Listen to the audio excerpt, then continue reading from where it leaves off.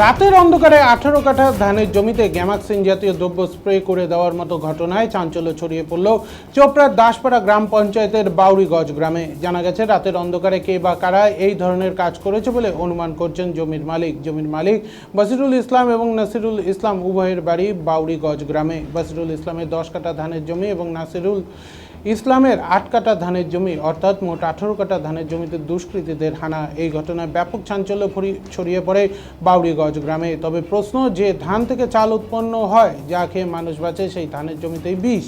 প্রশ্ন, দিনের পর দিন মানুষ কি তাহলে মনুষ্যত্বের কথা ভুলেই চলেছে? কথায় কথায় আমরা বলে থাকি আমরা উন্নত সভ্যতার মানুষ, কিন্তু সমাজে এমন কিছু ঘটনা ঘটে আসে, তখন সভ্যতা কথাটা বলতে সত্যি একাধিক প্রশ্ন জাগে। সভ্যতাকে মানুষ যে কতটা নিম্ন নামিয়ে নিয়ে আসতে পারে তার জলজান্ত প্রমাণ চোপড়ার বাউরিগঞ্জ গ্রামে। ধানের জমির মালিক বসিরুল ও নসিরুল শেষমেশ সারা বছরের অন্ন যা তার পরিবার খিদে মেটাতো, এবার তা হচ্ছে না। বাজার থেকেই কিনতে হবে খাবারের চাল।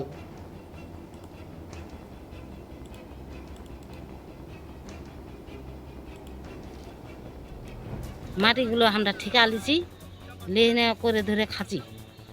এই কাম দেখা করলে এখন আমরা বলতে পারি না। প্রশাসনের কাছে কি দাবি করবেন? কি দাবি করবো আমরা বলতে পারি না, দেখাও নাই, কিন্তু কোনো আমার ইচ্ছাও নেই। আপনার নামটা কি? আমার দুশ্মনও নাই, বলে দুশ্মন ওই ভিটা পানি হাতে লিছি, ওয়ে বলতে গেলে ওয়ে আমার এরকম করছে, মন হয়েছে। আপনার নামটা কি? নুসিমা খাতুন, বাড়ি কোথায়? বাউরিগঞ্জ। মাটিগুলো আমরা জমিটা ঠিকা নিছি, ঠিকা নেওয়ার পরে আমরা যে ধান করছি, ধান করার পরে আমাদের বাবা 10 দিন থেকে ডকি দিয়ে এটা সাফ করলো বনগুলো। করার পরে মঙ্গলবারে রাত্রিবেলা কে যেন দাবা মারে দিছে। আমি তো রাত্রিবেলা বলতে পারবো না কে মারছে। কিসের দাবা মেরেছে? এটা ঘাস মারা মনে হবে আমাদের, যে দেখেন ডোবাগুলো জ্বলে যাচ্ছে আমাদের। তারপরে মঙ্গলবার রাত্রি, বুধবার সকালবেলায় আমরা দেখলাম। দেখার পরে যত দিন যাচ্ছে, বেলা ওঠার আগে আগে যত ধোপাচ্ছে, আমার সম্পূর্ণ রোপা জ্বলে যাচ্ছে। এইভাবে জ্বলে আছে, কিন্তু কে মারলো কে না মারলো, কি অনুমান হচ্ছে কে এই কাজ করতে পারে? এটা আমাদের অনুমান, যেটা আমাদের মনের কথা। যে দেখিনি তো কোনো নাম ধরে বলতে পারবো না। যে দক্ষিণ মাতৃরও লোক থাকতে পারে এবং উত্তর মাতৃরও লোক থাকতে পারে, এটা আমার অনুমান। জমি আমাদের 8 কাঠা। হ্যাঁ, এই ধান ফসল, ধান। হ্যাঁ, ধান বাড়িতে। আচ্ছা, কার জমিতে এভাবে মেরেছে? আর আমাদের 8 কাঠা মারছে, আমাদের ফুপুর বেটা ভাই বাসিরুল ইসলাম, ওদের 10 কাঠা জমিতে ওদের মারছে। সম্পূর্ণ এটা বিছে মারছে। আমাদের আশপাশে অনেক জমি। প্রশাসনকে এই ব্যাপারটা জানাইছেন কি? না, এখনো পর্যন্ত জানানো হয়নি। জানাবেন নাকি? প্রশাসনকে জানাবো, কিন্তু এখন প্রশাসন কোনো একটা ভিত্তি থাকবে আমরা তো দেখি নাই। আচ্ছা, প্রশাসনের কাছে কি দাবি করবেন? প্রশাসনের দাবি করবো এটাই, যে ওদেরকে শাস্তির ব্যবস্থা হোক, যারা এগুলো কাজ করে বেড়ায়। যারা দোষী, যারা এই কাজ যারা করছে, ওই তাদের করে শাস্তি দাবি করছেন? হ্যাঁ। আপনার নামটা কি? নসিরুল ইসলাম, বাড়ি কোথায়? বাউরিগঞ্জ। জমিটা ঠিকা নিছি, ঠিকা নেওয়ার পরে আমরা যে ধান করছি, ধান করার পরে আমাদের বাবা 10 দিন থেকে ডকি দিয়ে এটা সাফ করলো বনগুলো। করার পরে মঙ্গলবারে রাত্রিবেলা কে যেন দাবা মারে দিছে।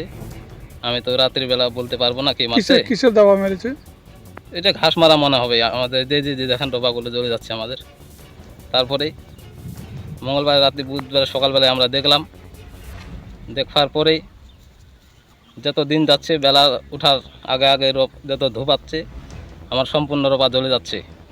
এইভাবে জ্বলে আছে, কিন্তু কে মারলো কে না মারলো, কি অনুমান হচ্ছে কে এই কাজ করতে পারে? এটা আমাদের অনুমান, যেটা আমাদের মনের কথা। যে দেখিনি তো কোনো নাম ধরে। লাল গেছে, রোমান মরে গেছে। কত ধান রোপা হবে? মোটামুটি এটি হবে 7-8 কাঠার মতন, উঠে 10 কাঠার মতন। এই যে রোপা বাড়ির ওষুধ মাইছে, অর্থাৎ ঘাস মারা মাইছে ধান বাড়ির, মানে কিরকম লাগছে তোমার? ব্যাপারটা কিরকম? ওরা কি বাঁচবে? আর ওখানে বাঁচবে তো নি, বাঁচবে না, বাঁচবে নি তো, মরে যাবে তো। মানে এর আগেও কি এরকম হতো? না, আগে তো ঠিক আছে। কাক শিকা দেওয়া যায়, ফের ওরা দেখানি যাতে, ওরা করা যাবে নি তো।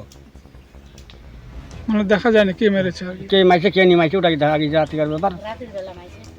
কম মানুষের যেমন ক্ষতি করবা নেই, ক্ষতি গরিব লোক ঠিক আছে, এনে কাজ দিয়ে জমিটা ঠিকা নিয়ে করেছে আর কি। ঠিক আছে।